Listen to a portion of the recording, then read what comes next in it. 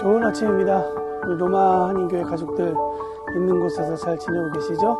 또 오늘도 우리에게 주신 귀한 월요일 또 하루가 시작되었습니다. 하나님 말씀 가운데 우리 모두가 다 그 말씀으로 또 인도함 받고 오늘 하루 승리했으면 좋겠습니다. 함께 나눌 말씀은 열왕기상 6장 1절에서 13절입니다. 이스라엘 자손이 애굽 땅에서 나온 지 480년이요 솔로몬이 이스라엘 왕이 된 지 4년 15월 곧 2월에 솔로몬이 여호와를 위하여 전 건축하기를 시작하였더라.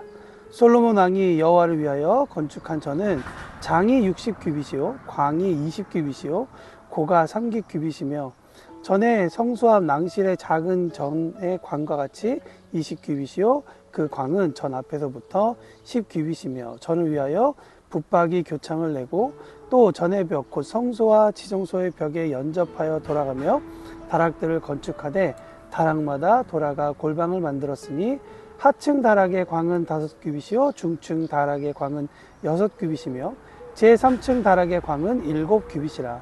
전의 벽 바깥으로 돌아가며 턱을 내어 골방 들보들로 전의 벽에 박히지 않게 하였으며 이 전은 건축할 때에 돌을 뜨는 곳에서 치석하고 가져다가 건축하였으므로 건축하는 동안에 전 속에서는 방망이나 도끼나 모든 철 현장 소리가 들리지 아니하였으며.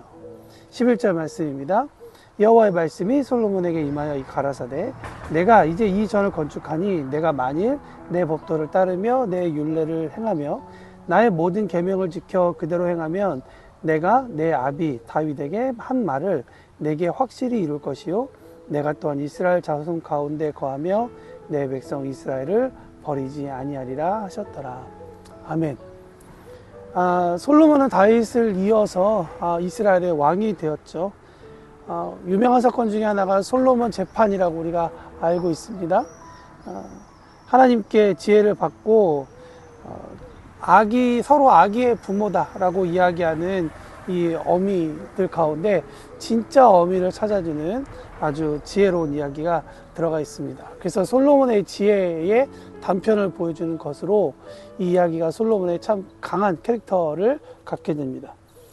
뿐만 아니라 솔로몬은 1000번제를 하나님께 드리죠. 그리고 하늘의 지혜를 받은 후 아버지 다윗 왕의 유지에 따라 이제 성전을 짓게 됩니다. 성전을 짓는 그 과정 중에 성경에 요약된 내용들을 보면 참 이 성전을 짓는데 엄청난 기술이 들어갔구나 라는 것을 보게 됩니다. 6장 7절에 보면 성전 건축에 있어서 가장 놀라운 기술적 특징 중에 하나가 채석장에서 돌을 다 잘라오기 때문에 사실 이 성전을 짓는 곳에서는 이 돌을 깎는 소리가 하나도 들리지 않았다라고 할 만큼 완벽한 측량과 그것을 또 가져와서 정확하게 맞추는 그런 기술이 있다고 우리가 생각해 볼 수 있겠죠. 그리고 돌과 나무를 결합하여서 또 성전 안쪽 벽은 돌이 전혀 보이지 않도록 또 최고급 백향목 널판을 사용하는 그러한 모습도 보게 됩니다. 그리고 이 성전 외벽은 3층 구조의 결방을 만들었는데 이 성전의 본당 벽에 홈을 파서 대들보를 박지 않고 벽 쪽에 바깥쪽에 턱을 내어서 볼을 얻는 그러한 방식으로 쌓았다라는 것을 볼 수 있죠. 우리가 로마에서 보면 그러한 기술력을 조금 발견할 수 있는 좀 그런 부분도 있습니다.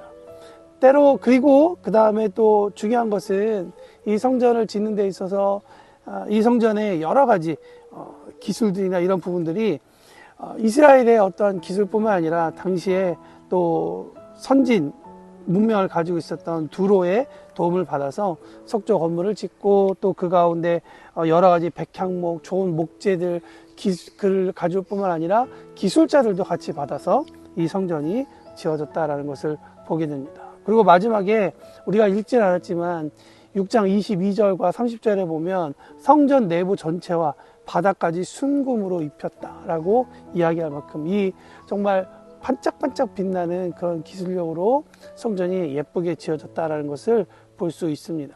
최고의 기술로 만들어진 성전이라 볼 수 있겠죠.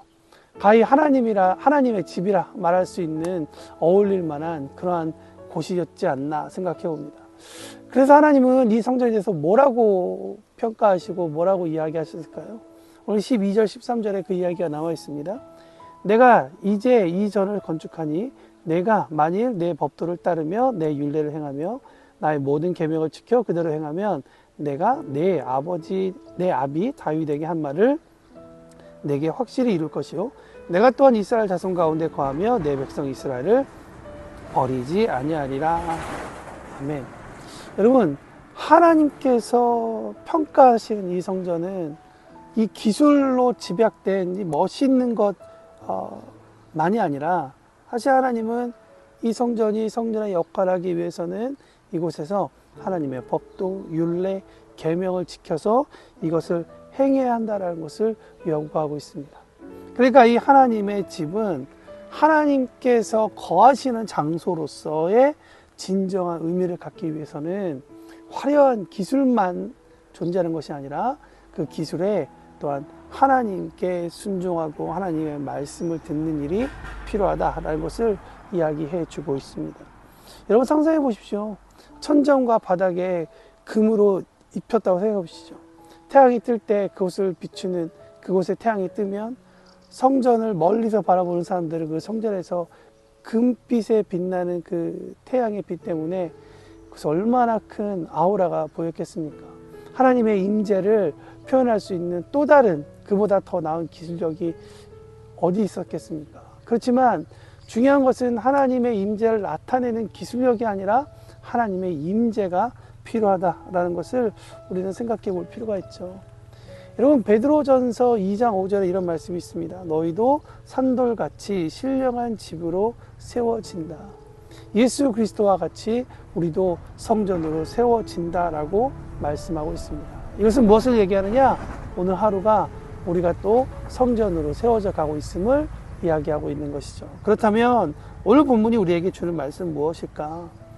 우리가 오늘 하루를 우리 거룩한 성전으로 살아갈 때 과연 우리는 무엇에 집중하고 이 집을 세우려고 하고 있는가라는 것이죠.